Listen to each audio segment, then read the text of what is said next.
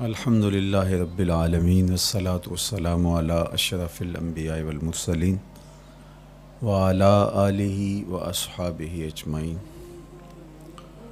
قال اللہ تعالی وتبارک فی القرآن المجید والفرقان الحمید فی شان حبیبہ مخبرا وعامرا ان اللہ وملائکتہ یصلون علی النبی یا ایہا الذین آمنوا صلوا علیہ وسلموا تسلیما۔ اللہم صلی علی سیدنا و مولانا محمد معدن الجود والکرم صلاۃ و سلاما علیک یا سیدی یا رسول اللہ وعلی آلک و اصحابک یا حبیب اللہ۔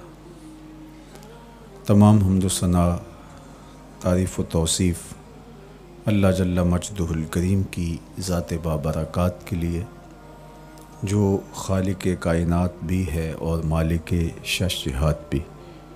اللہ جل وعلا کی حمد و ثنا کے بعد رسول رحمت، شفیع معظم، نبی محتشم، حضور ختمی المرتبت صلی اللہ علیہ وآلہ وسلم کے حضور ناز میں اپنی عقیدتوں، ارادتوں اور محبتوں کا خراج پیش کرنے کے بعد واجب الاحترام، ذوی الاحتشام، عالی مرتبت، محتشم سامعین، سامعات، السلام علیکم ورحمۃ اللہ وبرکاتہ۔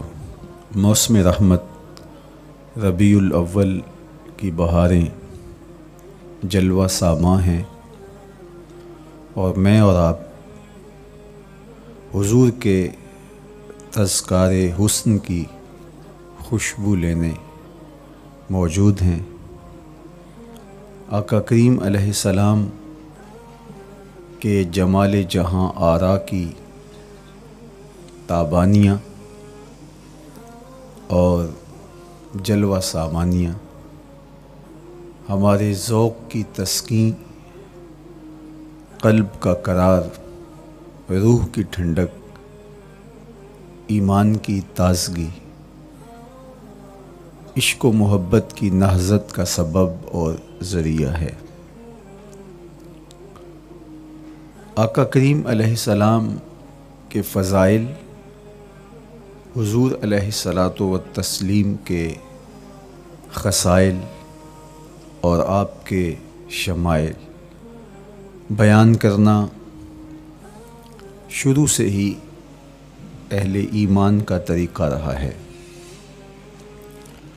خصائل حضور کی سیرت کے عنوان کو کہا جاتا ہے، فضائل حضور کی عظمت و رفعت حضور کے معجزات کا عنوان ہے، شمائل حضور کے اعضائے نور کا تذکرہ جاں فضا ہے، حضور کے حسن و جمال کی باتیں ہیں۔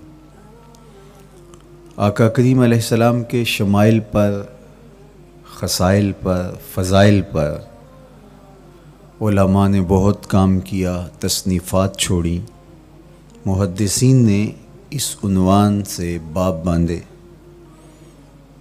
قیامت تک آنے والی انسانیت کے لیے حضور کی سیرت، حضور کے کردار کے عنوانات کتب میں نقش ہیں۔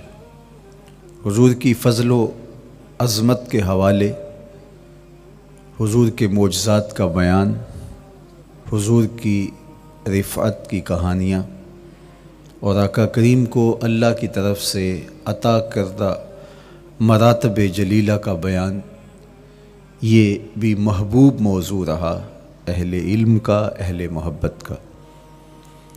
لیکن حضور علیہ السلام کے شمائل، حضور کی صورت کا بیان، حضور کے حلیہ نور کی باتیں، یہ بھی ترک نہیں ہوئیں۔ عمومی طور پہ ہم شخصیات کے کردار کے حوالے سے، ان کی عادات کے حوالے سے، ان کے خصائل کے حوالے سے، ان کی تعلیمات کے حوالے سے پڑھتے ہیں۔ ان کے شمائل کے حوالے سے اتنی زیادہ تفصیلات نہیں ہوتی، لیکن کائنات میں ذات رسالت مآب صلی اللہ علیہ وآلہ وسلم وہ ذات ستودہ صفات ہے جن کے شمائل کو اس تفصیل سے بیان کیا گیا کہ یہ بھی صحابہ نے بیان کیا کہ حضور کے سر انور اور مبارک داڑھی میں سفید بال کتنے تھے۔ آپ کو کسی کا اتنا محفوظ حلیہ نہیں ملے گا۔ حضور علیہ السلام کی زلفوں کے خم کیسے تھے، حضور کی رنگت سے لے کر کے حضور کے اعضائے بدنیہ کے توازن، حسن اور جمال کی کہانیاں آپ کتب احادیث میں، شمائل کی کتابوں میں بکھری ہوئی نظر آئیں گی۔ اور کیوں نہ ہو، جس کے حسن کے قصیدے میرے رب نے بھی بیان کیے ہیں۔